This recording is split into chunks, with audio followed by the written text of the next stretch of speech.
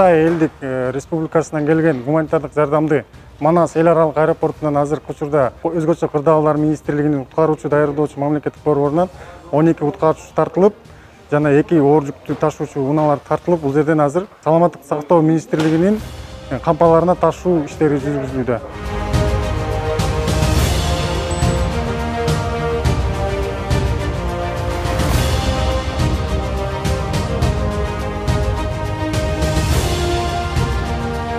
Кытай элдик республикасынан гум жардам 6-7 тонна алып гум жардам келген. Өзгөчө кырдаалдар министрлигинин кызматкерлери менен ушул убакта ошол кампага түшүрүп жатабыз. Күгүндө 112си келип түштү. Күнү түнү ушул канча деген миңдеген тонналаган жүктөрдү алып келип ушулардын жардам менен алып келип түшүрүп атабыз. Буларга аябай терең ыраазычылык билдирсем болот.